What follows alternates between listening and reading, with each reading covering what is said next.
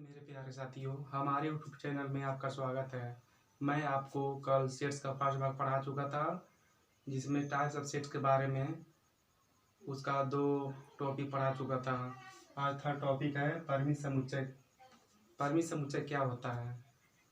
ऐसे समुच्चय जिसके अवयवों की संख्या निश्चित होती है उसे परिमित समुच्चय कहते हैं।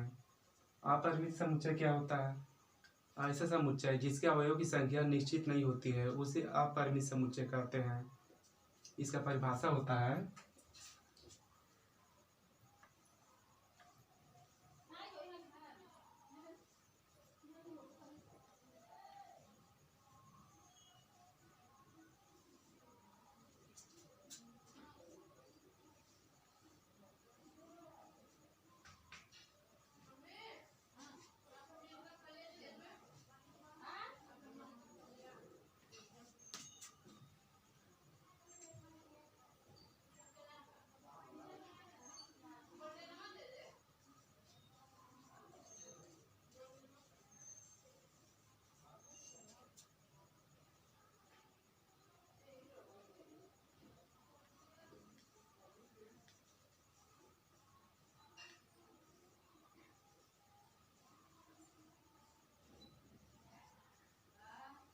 एग्जाम्पल होता है 1 3 5 7।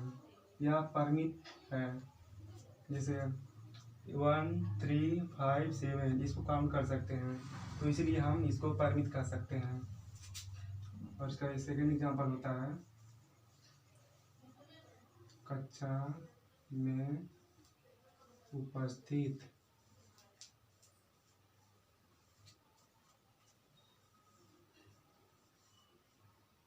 छात्रों की संख्या।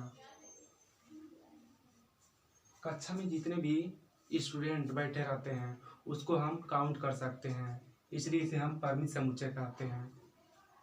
अब अपरिमित समुच्चय क्या होता है? ऐसा समुच्चय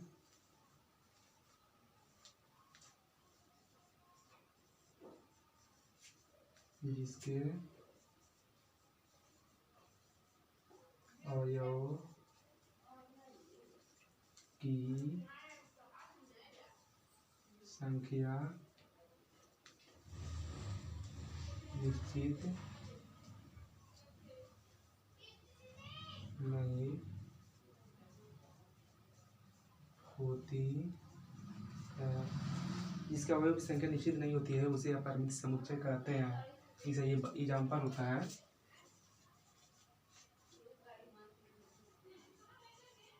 समतल में उपस्थित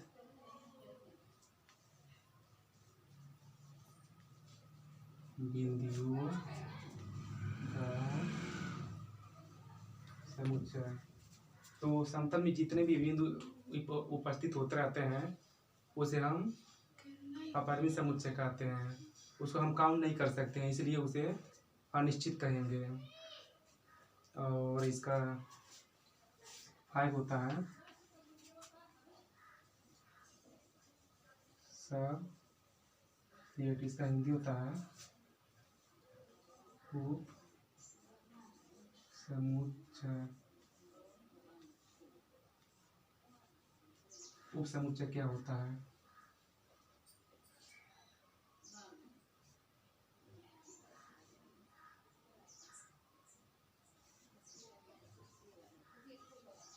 यानी ए के जितने भी अवयव होंगे वह बी में भी होंगे।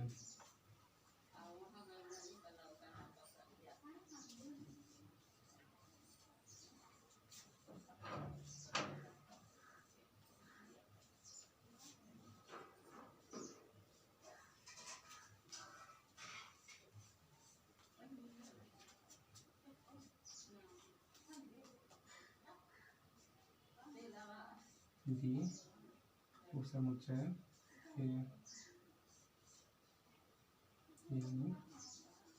बी के अवयव ए में हो। साथियों इतना नोट कीजिए, इसके बाद मैं इसके आगे को बताता हूँ।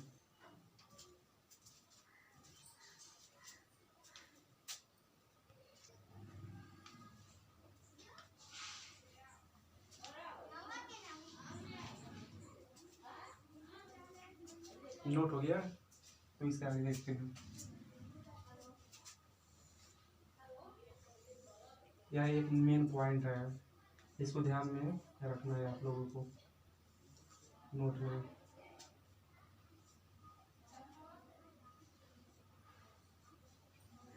ये जो समुच्चय बी है एंड का सिंबल है बी, उस समुच्चय ए है, तो यह इक्वल होगा ए इक्वल टू बी के। ये जो है आपको क्वेश्चन लगाने में बहुत ही हेल्प करेगा,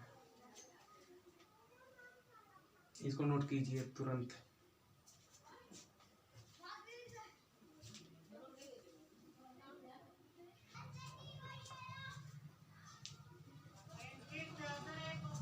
या तो इसे रिप्लेस करते हैं या फिर इतना स्थान है तो यहाँ पे इसका एग्जांपल देख लिया जाए। एग्जांपल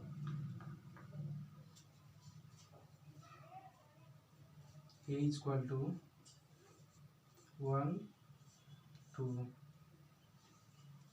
और बी इक्वल टू 1 2।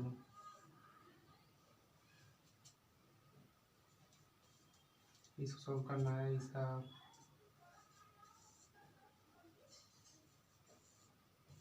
ऑप्शन दे रहे हैं ए इक्वल टू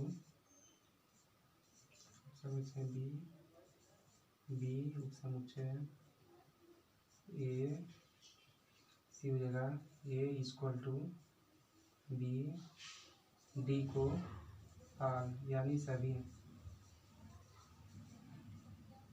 इसको सॉल्व कीजिए, देखिए किसको आ रहा है, समझ में आया इसकी नहीं। ओके,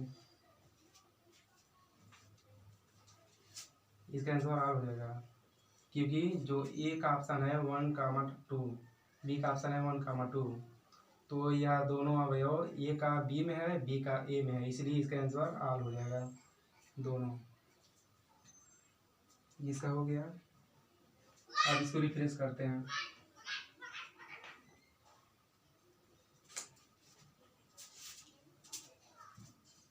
थोड़ा पानी देना।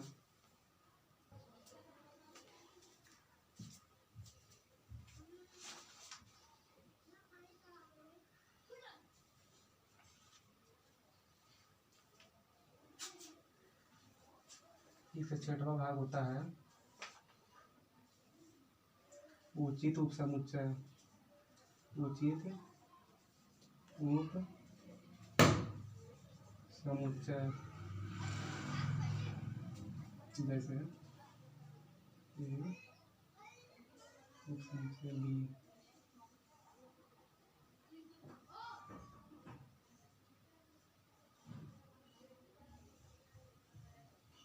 इसका मतलब होता है ए के सभी अवयव बी में हो और बी में कुछ एक्स्ट्रा दिया हो, अलग से दिया हो।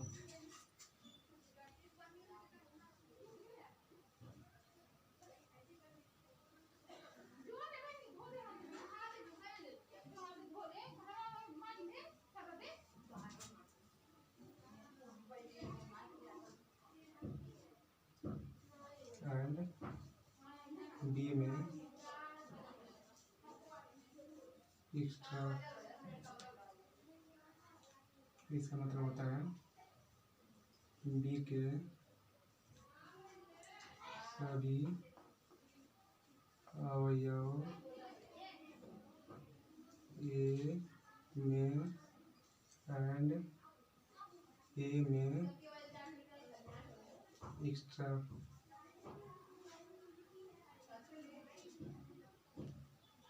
एग्जाम्पल होता है इसका। मान लीजिए ये equal to small A comma small B comma small C and B equal to A comma B comma C comma E. तो इसको सॉल्व करने पर हम पाते हैं